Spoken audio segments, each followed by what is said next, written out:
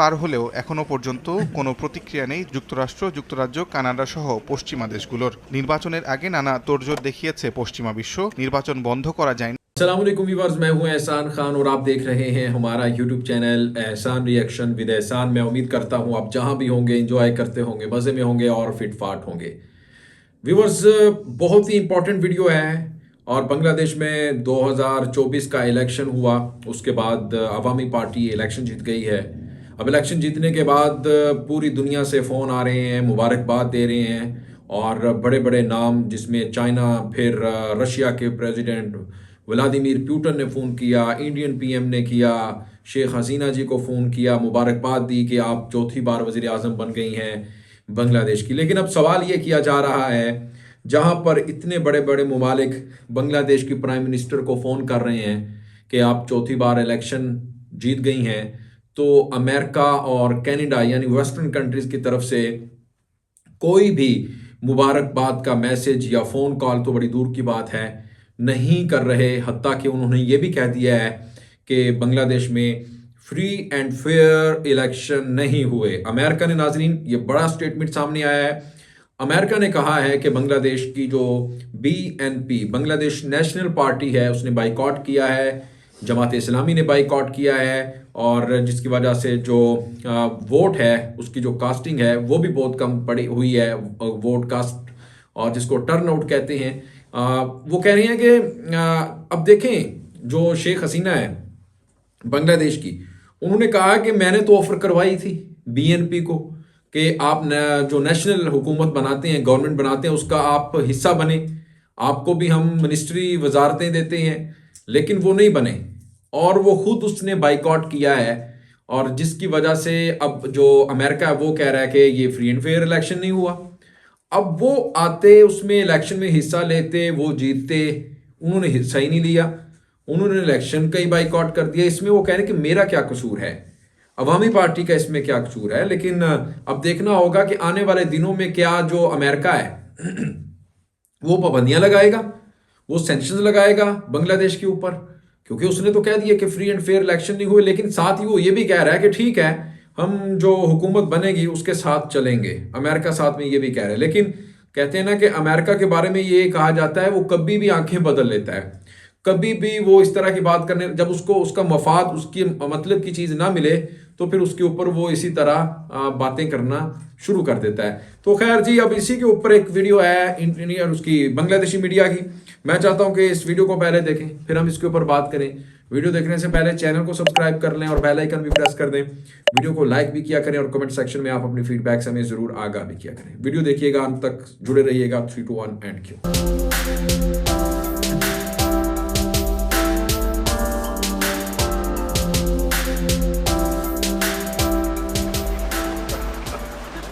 দ্বাদশ জাতীয় সংসদ নির্বাচন জয়ের মাধ্যমে টানা চতুর্থবারের মতো সরকার গঠন করতে যাচ্ছে শেখ হাসিনার নেতৃত্বে আওয়ামী লীগ। এর আগে দশম জাতীয় নির্বাচনের পর শিষ্টাচার অনুযায়ী ভারতের রাষ্ট্রপতি প্রণব মুখার্জি ও প্রধানমন্ত্রী মনমোহন সিং ফোন করে প্রধানমন্ত্রী শেখ হাসিনা ও তার সরকারকে অভিনন্দন জানান। এছাড়াও চীন, ভিয়েতনাম ও কম্বোডিয়ার প্রধানমন্ত্রী ফোন করে শেখ হাসিনাকে শুভেচ্ছা জানিয়েছিলেন।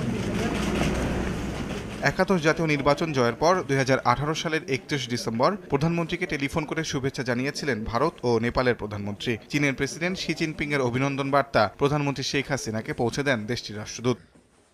তবে দ্বাদশ জাতীয় নির্বাচনের ফলাফল ঘোষণা হওয়ার পরপরই সোমবার সকালে প্রধানমন্ত্রীর সঙ্গে গণভবনে সৌজন্য সাক্ষাৎ করে অভিনন্দন জানান ভারত, চীন ও রাশিয়ার রাষ্ট্রদূত। এছাড়াও অভিনন্দন জানিয়েছেন ভুটান, ফিলিপাইন, সিঙ্গাপুর ও পাকিস্তানের রাষ্ট্রদূত। শুভেচ্ছা জানাতে গণভবন যান আগা খান ডিপ্লোম্যাটিক রিপ্রেজেন্টেটিভের প্রতিনিধিরাও। তবে একদিন পার হলেও এখনো পর্যন্ত কোনো প্রতিক্রিয়া নেই যুক্তরাষ্ট্র, যুক্তরাজ্য, কানাডা সহ পশ্চিমা দেশগুলোর। নির্বাচনের আগে নানা তোড়জোড় দেখিয়েছে পশ্চিমা বিশ্ব। নির্বাচন বন্ধ করা যায়নি, বরং নির্বাচন পর্যবেক্ষণে আসা যুক্তরাষ্ট্র, যুক্তরাজ্য, কানাডা সহ 11 দেশের পর্যবেক্ষকরা অবাধ, সুষ্ঠু ও গ্রহণযোগ্য হিসেবে আখ্যা দিয়েছে 7 জানুয়ারির নির্বাচনকে। এক বিবৃতিতে ঢাকায় কানাডার দূতাবাস জানিয়েছে দেশটি থেকে সরকারিভাবে কাউকে পর্যবেক্ষণে পাঠানো হয়নি। তবে বিশ্বব্যাপী যারা নির্বাচন পর্যবেক্ষণ করে থাকে সেই সংগঠনগুলো বেশিরভাগই বেসরকারি ও ব্যক্তি পর্যায়ের। তাই কানাডা দূতাবাসের বিবৃতি প্রশ্নবিদ্ধ হয়ে পড়েছে অনেকের কাছে। একই সঙ্গে বিরোধিতার মুখে 7 জানুয়ারি নির্বাচন হয়ে যাওয়ার বিষয়টি মানতে পারছেন না তারা, এমন মতামত রয়েছে কারো কারো। সময় সংবাদ, ঢাকা। तो व्यूअर्स, आपने ये वीडियो देखी है और बांग्लादेशी मीडिया इसके बारे में बता रहा है। वो कह रहा है कि दुनिया भर से पैगामात आ रही हैं, मैसेजेस आ रही हैं, फ़ोन कॉल्स आ रही हैं और शी जिनपिंग ने भी इसके ऊपर, जो चाइना के प्रेसिडेंट हैं, उन्होंने फ़ोन कॉल की है। और फिर मोदी सरकार की तरफ से, फिर पाकिस्तान से, श्रीलंका से, नेपाल, भूटान और इस तरह एशिया के जितने भी ममालिक हैं, हत्ता कि सऊदी अरेबिया जो गल्फ़ कंट्रीज़ आती है उसमें भी बहुत सारे लोगों ने जनाब व्लादिमीर पुतिन, रशिया, हाँ जी, और उन्होंने भी कॉल की है, मुबारकबाद दी है। हम आपके साथ मिलकर काम करेंगे, यकीन दहानी दिलवाई गई है। और रशिया की तरफ से भी, क्योंकि बांग्लादेश आपको पता है कि रशिया का ब्लॉक का हिस्सा है। रशिया, उधर से चाइना, इंडिया, इनके साथ बांग्लादेश की वैसे ही बड़े अच्छे रिलेशंस हैं।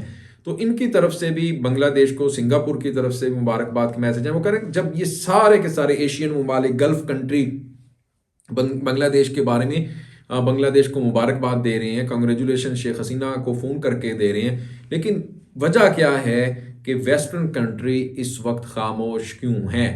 चाहे उन्होंने ये बात कर दी कि उनकी जो ऑब्जर्वर टीम आई थी, उन्होंने आके देखा यहाँ पर बांग्लादेश में कि वो उन्होंने खुद लिखा, वेस्टर्न कंट्रीज जितनी भी हैं उसमें अमेरिका है, उसमें कनाडा है, यूरोपीय यूनियन के तमाम जितनी भी टीमें आई थी बांग्लादेश में, उन्होंने कहा कि फ्री एंड फेयर इलेक्शन है, कोई धांधली नहीं हुई। हाँ, टर्न आउट थोड़ा कम था, लेकिन धांधली कोई नहीं हुई।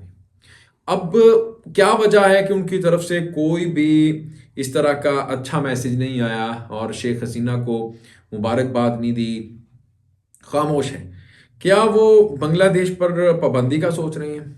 अब एक सवाल उठता है, क्या वो शेख हसीना के साथ चलना नहीं चाहते? लेकिन अमेरिका ने तो खुद ही कह दिया है कि धांधली तो हुई है, फ्री एंड फेयर इलेक्शन नहीं हुए, क्योंकि बीएनपी ने बाइकआउट कर दिया था। लेकिन एक तरफ उनकी टीम भी तो आई है, ऑब्जर्वर टीम, क्या उसके खिलाफ चलेंगे? अब क्या दुनिया उनका झूठ नहीं देखेगी? जिस तरह से अमेरिका झूठ पे झूठ बोलता है, क्या अब दुनिया उसका झूठ के ऊपर उसको बेनकाब नहीं करेगी? ये भी एक सवाल है। और शेख हसीना तो झुकने वाली नहीं, बिकने वाली नहीं है। उसने साबित कर दिया, वो सिर्फ इलेक्शन ही नहीं जीती बल्कि वो अमेरिका का बयानिया भी जीत चुकी है जो उनके खिलाफ बनाया गया था। उसने उसको तहस नहस करके रख दिया है और मैं समझता हूं कि बड़ी लीडर के तौर पर उभर कर सामने आई। कुछ दोस्त मुझे कॉल कर रहे थे व्हाट्सएप पे बांग्लादेश से, कुछ फैक्ट्स मेरे साथ शेयर कर रहे थे, और कुछ दोस्त दुबई, यूएई और फिर सऊदी अरेबिया में भी हमारे बांग्लादेशी भाई रहते हैं। वो कह रहे हैं कि जी बीएनपी के लोगों के साथ बड़ा जुल्म किया जा रहा है, उनको पकड़ा जा रहा है, उनको अरेस्ट किया गया इलेक्शन से पहले, उनके उम्मीदवारों को, उनके कैंडिडेट्स को, उनके पॉलिटिशियंस को। और फिर वो कैसे इलेक्शन लड़ते? उनके लिए जो लेवल प्लेइंग फील्ड जिसको कहते हैं कि साजगार माहौल, एक अच्छा माहौल इलेक्शन के लिए होना चाहिए था, वो नहीं हुआ बांग्लादेश में, जिसकी वजह से जो बीएनपी थी उसने इस इलेक्शन का बाइकआउट किया मिलकर जमात इस्लामी के साथ। उसकी ये वजह है।